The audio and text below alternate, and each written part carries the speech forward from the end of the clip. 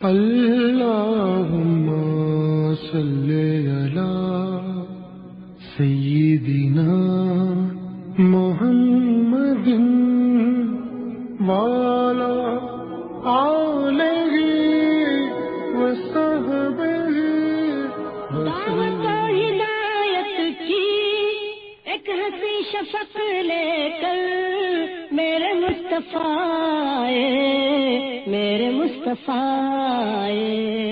کفر کے اندھیروں میں نور کا طبق لے کر میرے مصطفیٰ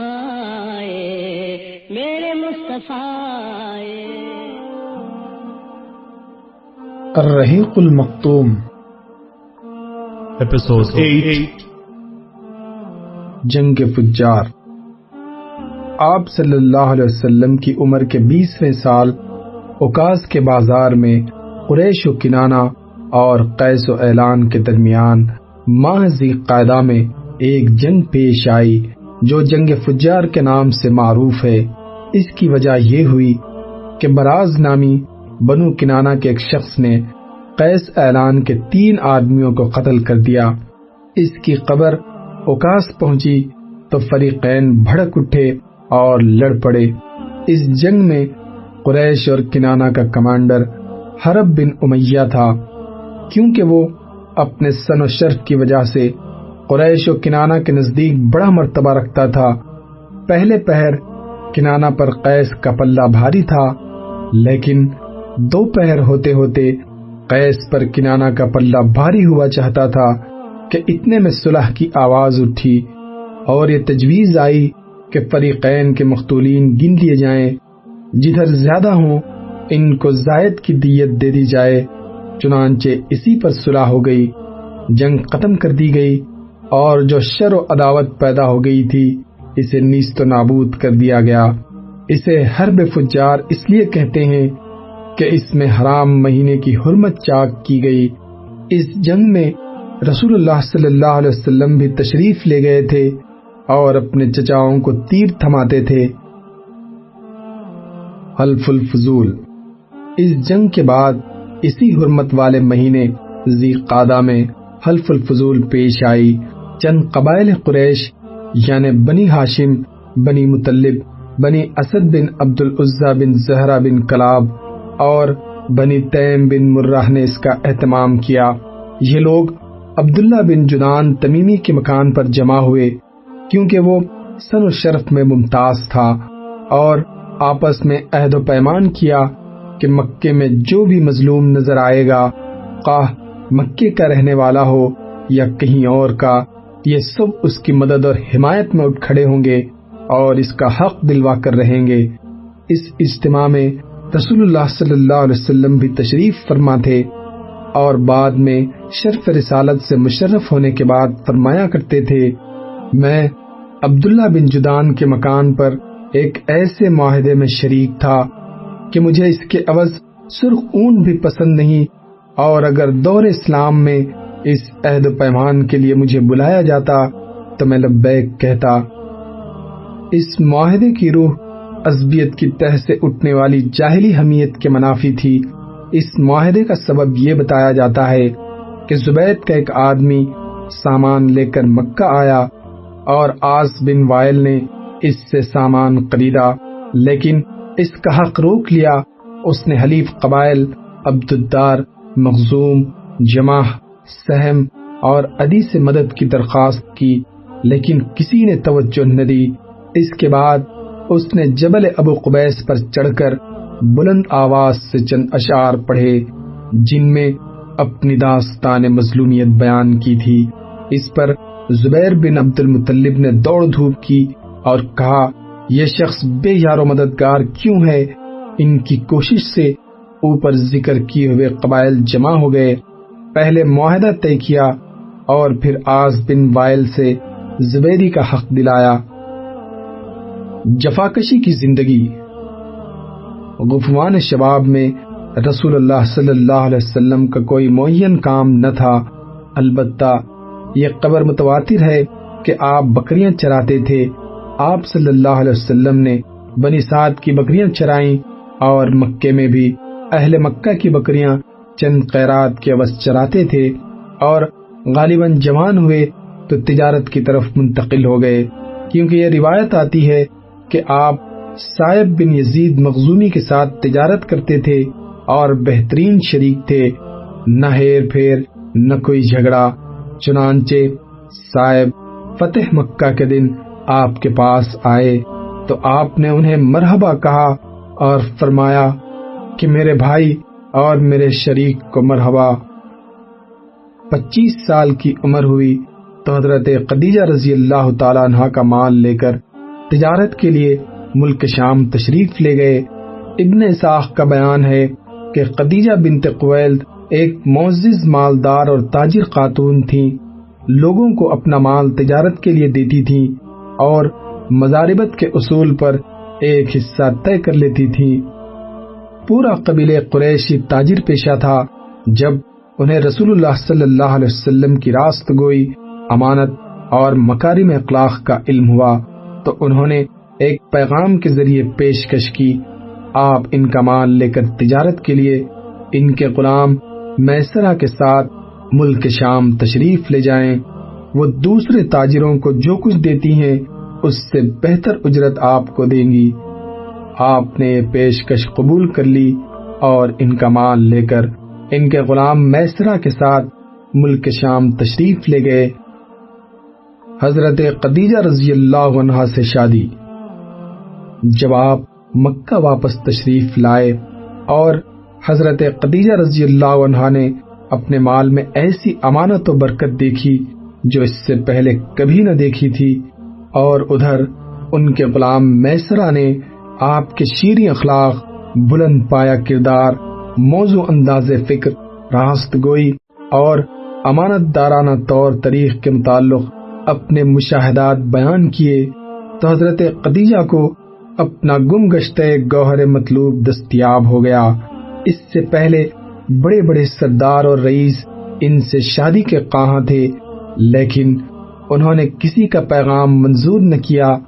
اب انہوں نے اپنے دل کی بات اپنی سہیلی نفیسہ بنت منبع سے کہی اور نفیسہ نے جا کر نبی صلی اللہ علیہ وسلم سے گفت و شنید کی۔ آپ صلی اللہ علیہ وسلم راضی ہو گئے اور اپنے چچاؤں سے اس معاملے میں بات کی۔ انہوں نے حضرت خدیجہ رضی اللہ عنہا کے چچا سے بات کی اور شادی کا پیغام دیا۔ اس کے بعد شادی ہو گئی۔ نکاح میں بنی ہاشم اور روسائے مضر شریک ہوئے۔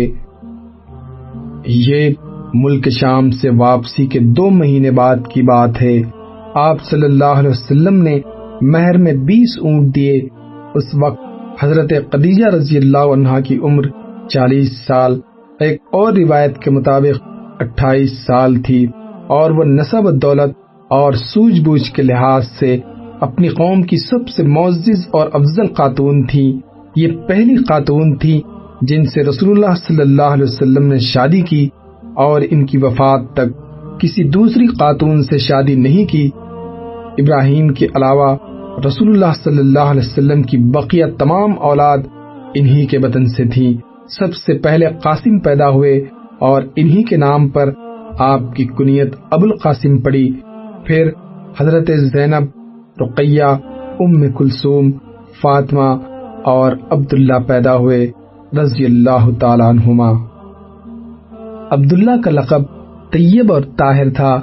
آپ صلی اللہ علیہ وسلم کے سب بچے بچپن ہی میں انتقال کر گئے، البتہ بچیوں میں سے ہر ایک نے اسلام کا زمانہ پایا، مسلمان ہوئیں اور ہجرت کے شرف سے مشرف ہوئیں، لیکن حضرت فاطمہ رضی اللہ عنہا کے سوا باقی سب کا انتقال آپ کی زندگی ہی میں ہو گیا۔ حضرت فاطمہ رضی اللہ عنہا کی وفات آپ کے 6 ماہ بعد ہوئی۔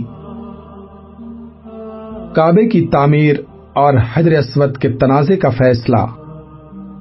آپ صلی اللہ علیہ وسلم کی عمر کا 35واں سال تھا کہ قریش نے نئے سرے سے خانہ کعبہ کی تعمیر شروع کی۔ وجہ یہ تھی کہ کعبہ صرف قد سے کچھ اونچی 4 دیوار کی شکل میں تھا۔ حضرت اسماعیل علیہ السلام کے زمانے ہی سے اس کی بلندی 9 ہاتھ تھی اور اس پر چھت نہ تھی۔ اس کیفیت کا فائدہ اٹھاتے ہوئے کچھ چوروں نے اس کے اندر رکھا ہوا خزانہ چرا لیا۔ اس کے علاوہ اس کی تعمیر پر ایک طویل زمانہ گزر چکا تھا۔ عمارت خستگی کا شکار ہو چکی تھی اور دیواریں پھٹ گئی تھیں۔ ادھر اسی سال ایک زوردار سیلاب آیا جس کے بہاؤ کا رخ خانہ کعبہ کی طرف تھا۔ اس کے نتیجے میں خانہ کعبہ کسی بھی لمحے ڈھہ سکتا تھا، اس لیے قریش مجبور ہو گئے کہ اس کا مرتبہ و مقام برقرار رکھنے کے لیے اسے ازسر نو تعمیر کریں۔ اس مرحلے پر قریش نے متفقہ فیصلہ کیا کہ خانہ کعبہ کی تعمیر میں صرف حلال رقم ہی استعمال کریں گے، اس میں رنڈی کی اجرت، سود کی دولت اور کسی کا ناحق لیا ہوا مال استعمال نہیں ہونے دیں گے۔ نئی تعمیر کے لیے پرانی عمارت کو ڈھانا ضروری تھا، لیکن کسی کو ڈھانے کی جرت نہیں ہوتی تھی۔ بالآخر ولید بن مغیرہ مخزومی نے ابتدا کی اور کدال لے کر یہ کہا کہ اے اللہ، ہم خیر ہی کا ارادہ کرتے ہیں۔ اس کے بعد دو کونوں کے اطراف کو کچھ ڈھا دیا۔ جب لوگوں نے دیکھا کہ اس پر کوئی آفت نہیں ٹوٹی تو باقی لوگوں نے بھی دوسرے دن ڈھانا شروع کیا، اور جب قواعد ابراہیم تک ڈھا چکے تو تعمیر کا آغاز کیا۔ تعمیر کے لیے الگ الگ ہر قبیلے کا حصہ مقرر تھا اور ہر قبیلے نے علیحدہ علیحدہ پتھر کے ڈھیر لگا رکھے تھے۔ تعمیر شروع ہوئی۔ باقوم نامی ایک رومی معمار نگراں تھا۔ جب عمارت حجر اسود تک بلند ہو چکی تو یہ جھگڑا اٹھ کھڑا ہوا کہ حجر اسود کو اس کی جگہ رکھنے کا شرف و امتیاز کسے حاصل ہو۔ یہ جھگڑا 4-5 روز تک جاری رہا اور رفتہ رفتہ اس قدر شدت اختیار کر گیا کہ معلوم ہوتا تھا سرزمین حرم میں سخت خون خرابہ ہو جائے گا۔ لیکن ابو امیہ مخزومی نے یہ کہہ کر فیصلے کی ایک صورت پیدا کر دی کہ مسجد حرام کے دروازے سے جو شخص پہلے داخل ہوا اسے اپنے جھگڑے کا حکم مان لیں۔ لوگوں نے تجویز منظور کر لی۔ اللہ کی مشیت کہ اس کے بعد سب سے پہلے رسول اللہ صلی اللہ علیہ وسلم تشریف لائے۔ لوگوں نے آپ کو دیکھا تو چیخ پڑے کہ ھذا الامین رضینا، ھذا محمد صلی اللہ علیہ وسلم، یہ امیر ہیں، ہم ان سے راضی ہیں، یہ محمد ہیں صلی اللہ علیہ وسلم۔ پھر جب آپ ان کے قریب پہنچے اور انہوں نے آپ کو معاملے کی تفصیل بتائی تو آپ نے ایک چادر طلب کی، بیچ میں حجر اسود رکھا اور متنازع قبائل کے سرداروں سے کہا کہ آپ سب حضرات چادر کا کنارہ پکڑ کر اوپر اٹھائیں۔ انہوں نے ایسا ہی کیا۔ جب چادر حجر اسود کے مقام تک پہنچ گئی تو آپ نے اپنے دستے مبارک سے حجر اسود کو اس کی مقرر جگہ پر رکھ دیا۔ یہ بڑا معقول فیصلہ تھا، اس پر ساری قوم راضی ہو گئی۔ ادھر قریش کے پاس مال حلال کی کمی پڑ گئی، اس لیے انہوں نے شمال کی طرف سے کعبے کی لمبائی تقریباً 6 ہاتھ کم کر دی۔ یہی ٹکڑا حجر اور حتیم کہلاتا ہے۔ اس دفعہ قریش نے کعبے کا دروازہ زمین سے خاصا بلند کر دیا تاکہ اس میں وہی شخص داخل ہو سکے جسے وہ اجازت دیں۔ جب دیواریں 15 ہاتھ بلند ہو گئیں تو اندر 6 ستون کھڑے کر کے اوپر سے چھت ڈال دی گئی اور کعبہ اپنی تکمیل کے بعد قریب قریب چوکور شکل کا ہو گیا۔ اب خانہ کعبہ کی بلندی 15 میٹر ہے۔ حجر اسود والی دیوار اور اس کے سامنے کی دیوار یعنی جنوبی اور شمالی دیواریں 10-10 میٹر ہیں۔ حجر اسود مطاف کی زمین سے 1.5 میٹر کی بلندی پر ہے۔ دروازے والی دیوار اور اس کے سامنے کی دیوار یعنی پورب اور پچھم کی دیواریں 12-12 میٹر ہیں۔ دروازہ زمین سے 2 میٹر بلند ہے۔ دیوار کے گرد نیچے ہر 4 جانب سے ایک بڑے ہوئے کرسی نما ضلع کا گھیرا ہے جس کی اوسط اونچائی 25 سینٹی میٹر اور اوسط چوڑائی 30 سینٹی میٹر ہے۔ اسے شاذ روان کہتے ہیں۔ یہ بھی دراصل بیت اللہ کا جز ہے، لیکن قریش نے اسے بھی چھوڑ دیا تھا۔ نبوت سے پہلے کی اجمالی سیرت۔ نبی صلی اللہ علیہ وسلم کا وجود ان تمام خوبیوں اور کمالات کا جامع تھا جو متفرق طور پر لوگوں کے مختلف طبقات میں پائے جاتے ہیں۔ آپ صلی اللہ علیہ وسلم اصابت فکر، دور بینی اور حق پسندی کا بلند مینار تھے۔ آپ صلی اللہ علیہ وسلم کو حسن فراست، پختگی فکر اور وسیلہ و مقصد کی درستگی سے حظ وافر عطا ہوا تھا۔ آپ صلی اللہ علیہ وسلم اپنی طویل خاموشی سے مسلسل غور و خوض، دائمی تفکیر اور حق کی قرید میں مدد لیتے تھے۔ آپ صلی اللہ علیہ وسلم نے اپنی شاداب عقل اور روشن فطرت سے زندگی کے صحیفے، لوگوں کے معاملات اور جماعتوں کے احوال کا مطالعہ کیا، اور جن خرافات میں سب لطف تھے ان سے سخت بیزاری محسوس کی۔ چنانچہ آپ صلی اللہ علیہ وسلم نے ان سب سے دامن کش رہتے ہوئے پوری بصیرت کے ساتھ لوگوں کے درمیان زندگی کا سفر طے کیا، یعنی لوگوں کا جو کام اچھا ہوتا اس میں شرکت فرماتے، ورنہ اپنی مقررہ تنہائی کی طرف پلٹ جاتے۔ چنانچہ آپ صلی اللہ علیہ وسلم نے شراب کو کبھی منہ نہ لگایا، آستانوں کا ذبیحہ نہ کھایا، اور بتوں کے لیے منائے جانے والے تہوار اور میلوں ٹھیلوں میں کبھی شرکت نہ کی۔ آپ کو شروع ہی سے ان باطل معبودوں سے اتنی نفرت تھی کہ ان سے بڑھ کر آپ کی نظر میں کوئی چیز مبغوض نہ تھی، حتیٰ کہ لات و عزا کی قسم سننا بھی آپ کو گوارا نہ تھا۔ اس میں شبہ نہیں کہ تقدیر نے آپ پر حفاظت کا سایہ ڈال رکھا تھا۔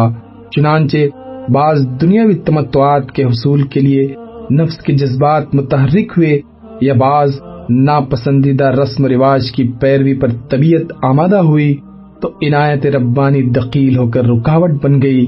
ابن اسیر کی ایک روایت ہے، رسول اللہ صلی اللہ علیہ وسلم نے فرمایا، اہل جاہلیت جو کام کرتے تھے مجھے 2 دفعہ کے علاوہ کبھی ان کا خیال نہیں گزرا، لیکن ان دونوں میں سے بھی ہر دفعہ اللہ تعالیٰ نے میرے اور اس کام کے درمیان رکاوٹ ڈال دی۔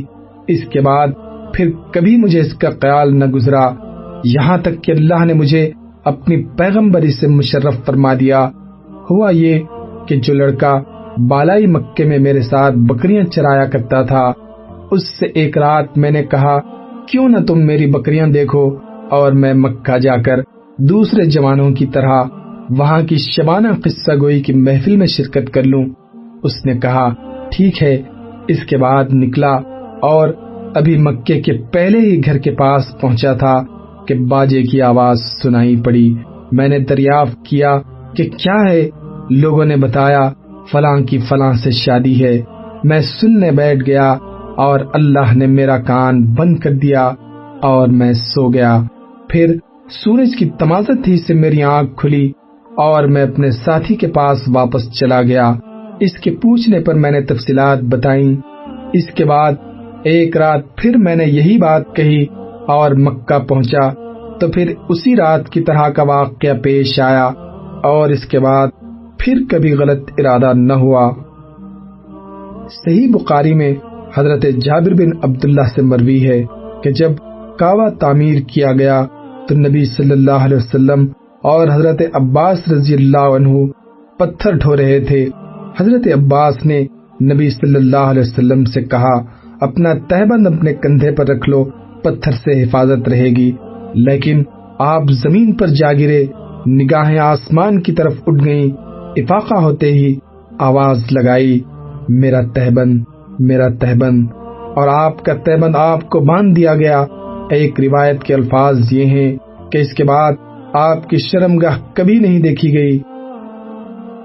نبی صلی اللہ علیہ وسلم اپنی قوم میں شیریں کردار، فاضلانہ اخلاق اور کریمانہ عادات کے لحاظ سے ممتاز تھے۔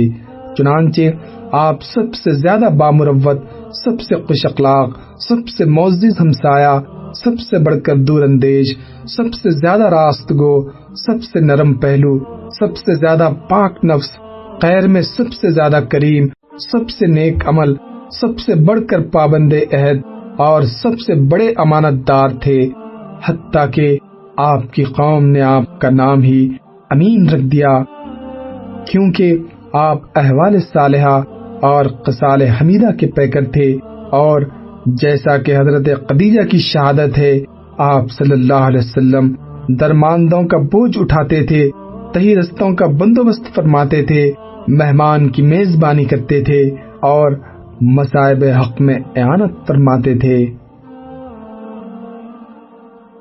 اللہم صلی علی محمد وعلی آلہ وصحبہ وسلم۔ اللہم صلی علی